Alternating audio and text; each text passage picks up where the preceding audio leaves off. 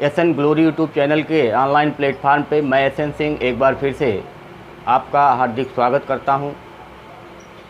आज मौका है और समय भी है परीक्षा की तैयारी कराने की। बीएड सेकेंड ईयर जो 20 सितंबर से परीक्षाएं होनी हैं, उसमें मुख्य रूप से 4 पेपरों की परीक्षा होगी, जिसमें जो पहला पेपर होगा वह शिक्षण अधिगम के सिद्धांत का होगा। जो दूसरा पेपर होगा वो जनसंख्या शिक्षा एवं पर्यावरण का होगा। तीसरा और चौथा पेपर जो होगा वो जो स्टूडेंट या जो प्रशिक्षु जिस विषय का चयन किए होंगे उस विषय के शिक्षण का होगा। जैसे किसी ने हिंदी और संस्कृत लिया है, विषय तो हिंदी शिक्षण और संस्कृत शिक्षण होगा। किसी ने इतिहास भूगोल लिया है तो इतिहास और भूगोल शिक्षण की परीक्षा देंगे। किसी ने अगर फिजिकल और बायोलॉजिकल साइंस लिया है तो फिजिकल और बायोलॉजिकल साइंस की परीक्षा होगी।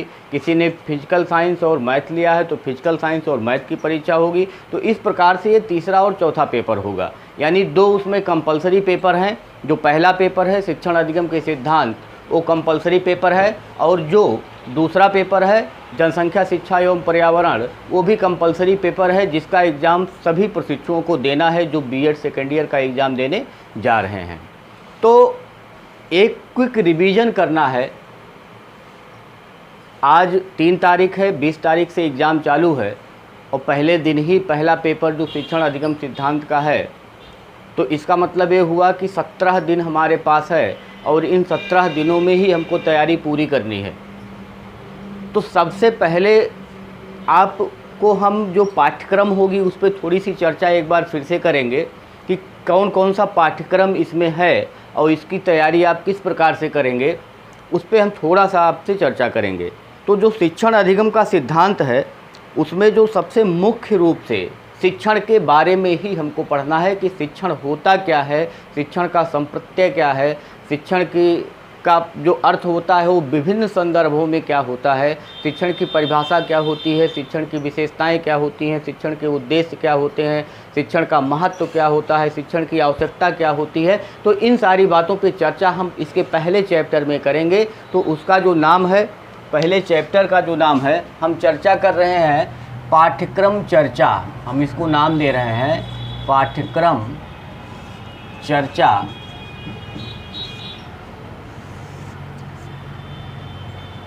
एक नज़र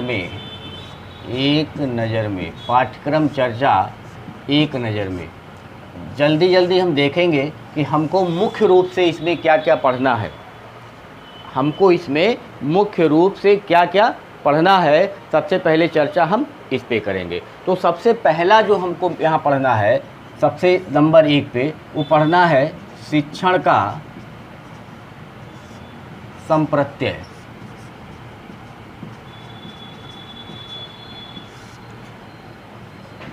दूसरा जो हमको पढ़ना है वो शिक्षण के सिद्धांत।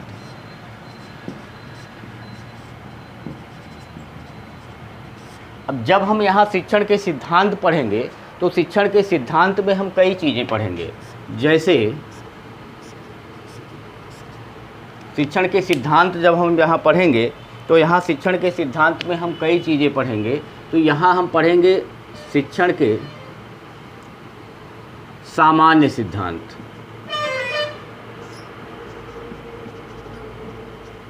फिर हम पढ़ेंगे मनोवैज्ञानिक सिद्धांत,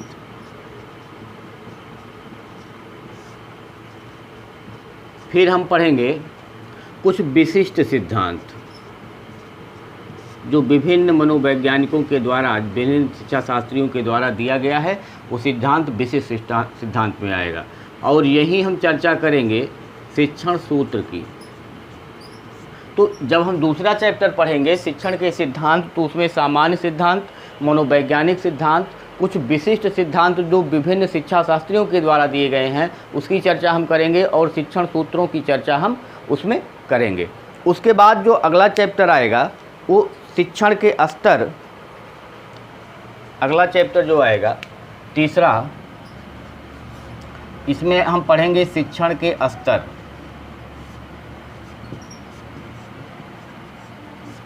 और जो शिक्षण के स्तर होंगे, शिक्षण के स्तर में जो हम पढ़ेंगे तो इसमें हम पढ़ेंगे स्मृति स्तर, बोध स्तर और चिंतन स्तर। 3 स्तर हम इसमें चर्चा करेंगे। तो तीसरा चैप्टर जो होगा वह शिक्षण के स्तर का होगा और इसमें स्मृति स्तर, बोध स्तर और चिंतन स्तर हम चर्चा करेंगे। चौथा जो होगा वो संप्रेषण होगा, कम्युनिकेशन।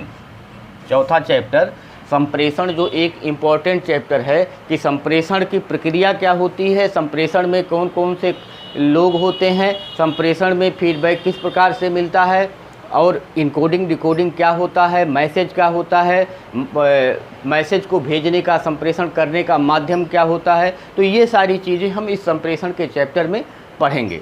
तो संप्रेषण वाले चैप्टर में जो सबसे इम्पॉर्टेंट है वह कि संप्रेषण की प्रक्रिया जो होती है उसमें कौन कौन से कारक होते हैं, वही कारक इसमें सबसे इम्पॉर्टेंट है। संप्रेषण होता क्या है, इसकी विशेषताएं क्या है, इसकी आवश्यकता क्यों है, हमको शिक्षण करना है तो उसमें संप्रेषण की आवश्यकता क्या है, एक अच्छे संप्रेषण की प्रमुख विशेषताएं क्या होती हैं। तो यही सारे क्वेश्चन ही वहाँ बनते हैं। आप जब उसको संप्रेषण को उठाए, संप्रेषण के बारे में आपने पढ़ा, अब संप्रेषण जब आपको समझ में आ जाएगा तो आप संप्रेषण के बारे में जान गए, उसकी परिभाषा को जान गए, उसके महत्व को जान गए, उसके उद्देश्य को जान गए, उसकी प्रक्रिया को आप जान गए और वही सारे क्वेश्चन ही वहाँ आपसे पूछे जाएंगे। उसके बाद संप्रेषण के बाद जो चौथा चैप्टर है उसके बाद हम लेकर के आएंगे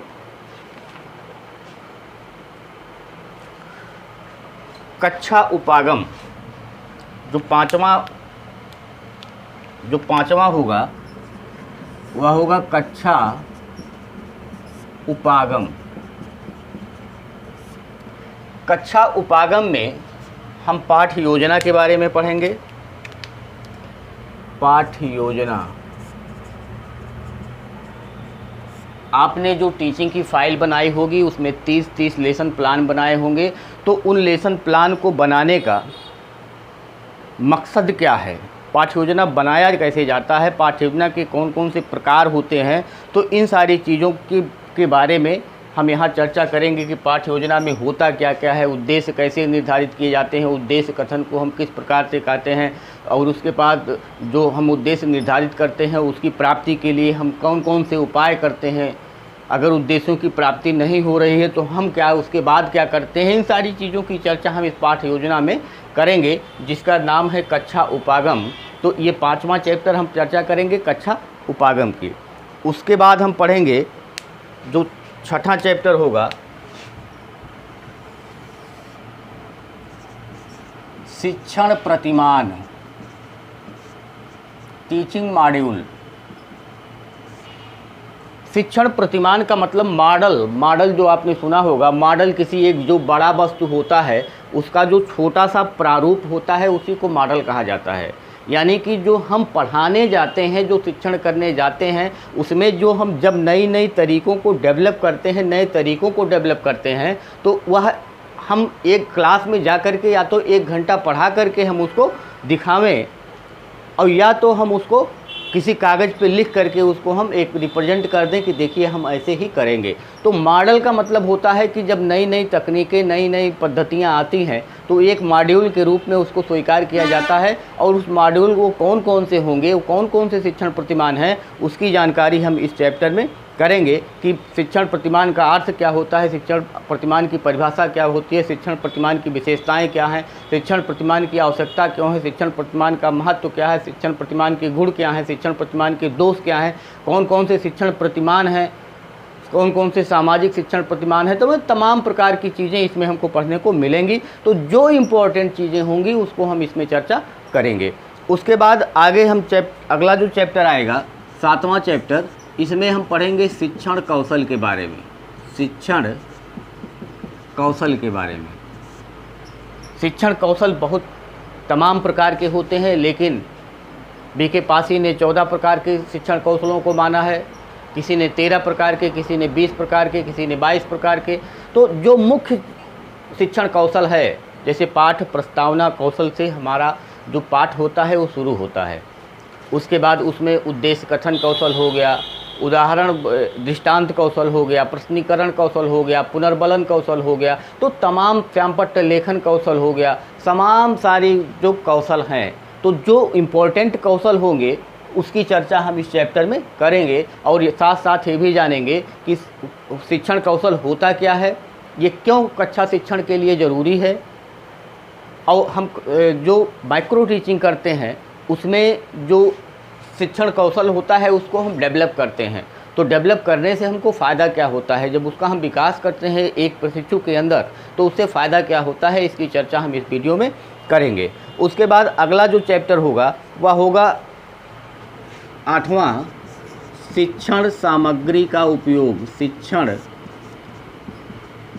सामग्री का उपयोग।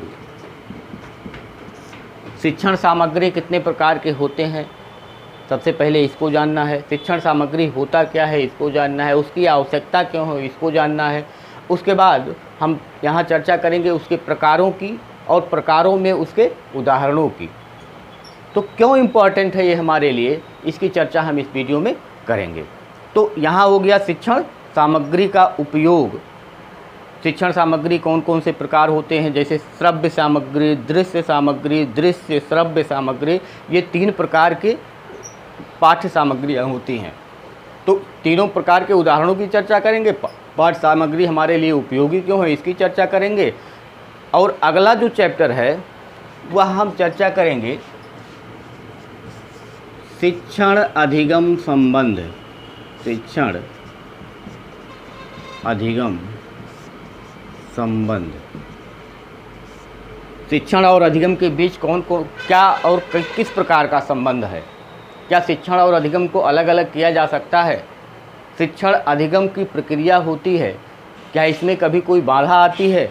तो इस प्रकार की जो चर्चा होगी शिक्षण अधिगम प्रक्रिया के संबंध में, इसका स्वरूप क्या होता है, इसकी व्यवस्था किस प्रकार की होती है, इसके परंपरागत सिद्धांत कौन कौन से हैं, इसकी चर्चा हम इस वीडियो में करेंगे। अब यहाँ पढ़ेंगे इसके बाद शिक्षक छात्र केंद्रित उपागम। उपागम का मतलब होता है प्रणाली, सिस्टम। तो शिक्षक और छात्र केंद्रित कौन कौन से उपागम हैं, कौन कौन सी प्रणालियां हैं, इसकी चर्चा हम इस अध्याय में करेंगे। उसके बाद है वृत्ति के रूप में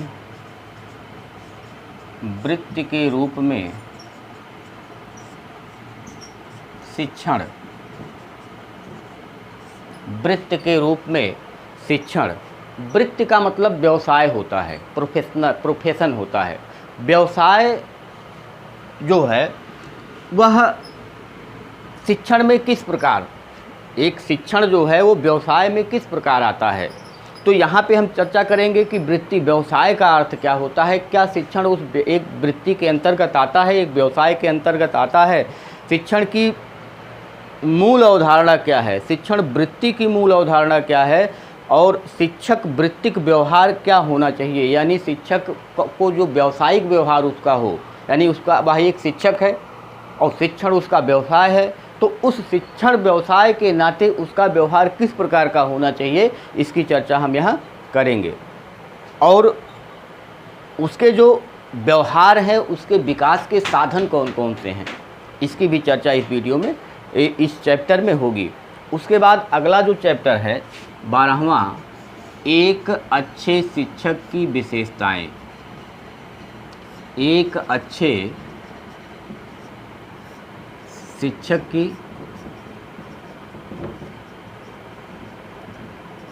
विशेषताएं।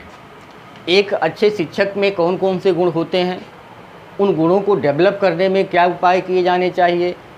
जब एक शिक्षक कार्यरत हो जाता है तो सेवारत हो जाता है, तो उस सेवारत शिक्षक के अंदर जो उसके व्यावसायिक वृत्ति को बढ़ाने के लिए उसके जो क्वालिटी है, उसके जो गुण हैं, के अंदर जो कौशल हैं, उन कौशलों के विकास के लिए क्या क्या करना चाहिए, इसकी चर्चा इस वीडियो में इस चैप्टर में होगी। उसके बाद अगला चैप्टर हम देखेंगे, वही जो हम बात कर रहे हैं कि शिक्षकों की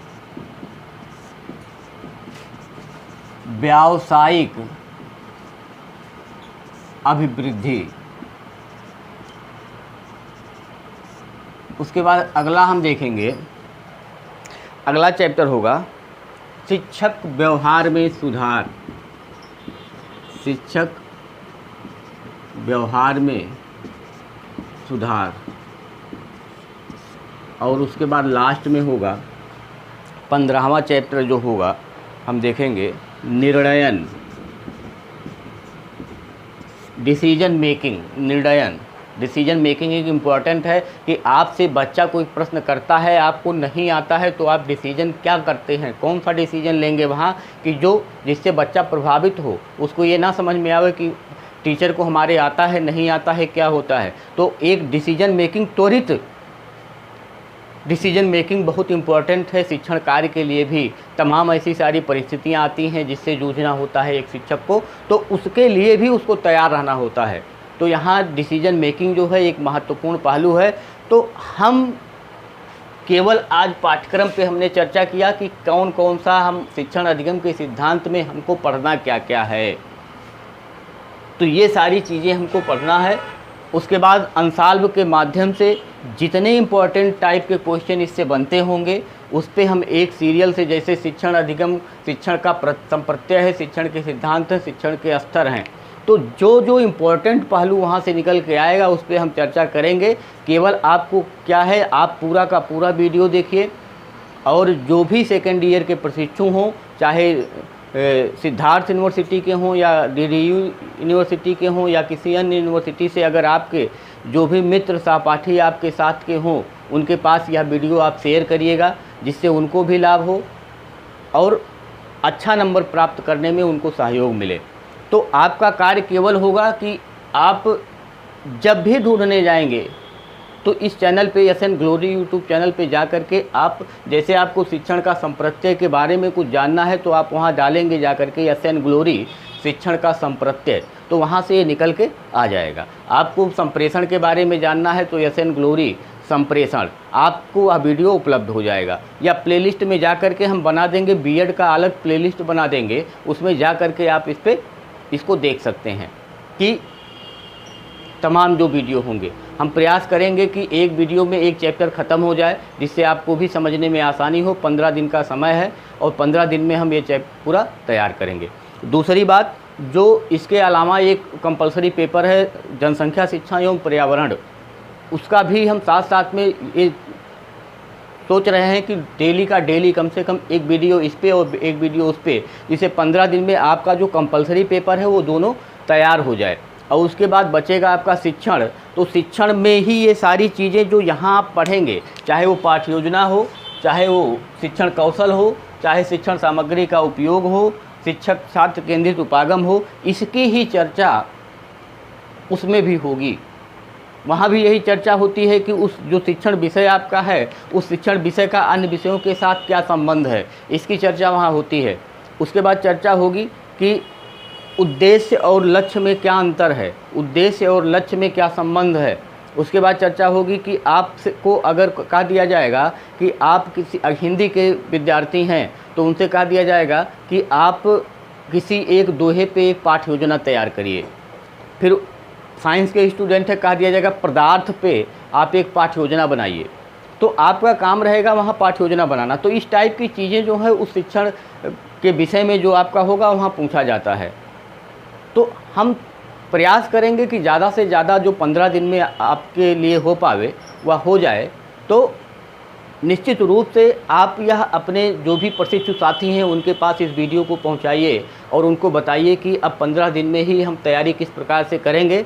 तो उसके लिए हम चर्चा यहाँ करना शुरू किए हैं। कल हम लेकर के आएंगे शिक्षण का संप्रत्यय, जिसमें शिक्षण के का अर्थ, शिक्षण की परिभाषा, शिक्षण के अर्थ में भी कई प्रकार के हैं। शिक्षण का सामान्य अर्थ, एक तंत्र में शिक्षण का अर्थ, लोकतंत्र में शिक्षण का अर्थ, हस्तक्षेप रहित शासन में शिक्षण का अर्थ, शिक्षण के प्रकार कौन कौन से हैं। तो इस प्रकार की बातें जो होंगी, जो भी सिलेबस में होगा उसकी चर्चा हम कल शिक्षण से संबंधित जो बातें होंगी उस पर चर्चा करेंगे। तो आपका काम ज़्यादा से ज़्यादा इस वीडियो पे शेयर करिए, चाहे जिस प्लेटफार्म पे हो, आपका कोई भी मित्र हो, आपका कोई भी साथी हो, आपका कोई भी सहपाठी हो, उसको आप बतावें कि यहाँ पे तैयारी चल रही है, 15 दिन में आपकी तैयारी को पूरा कराया जाएगा। तो आप इसको ज़्यादा से ज़्यादा केवल शेयर करिए, और जिस भी ग्रुप में जुड़े हुए हैं, चाहे वो कॉलेज का ग्रुप हो या अपना कोई सेकेंड ईयर का कोई ग्रुप आप बनाए हो, तो उसमें भी जा करके आप इसको शेयर करिए, जिससे ज़्यादा से ज़्यादा लोगों को फ़ायदा हो। आज के लिए बस इतना ही। धन्यवाद, नमस्कार।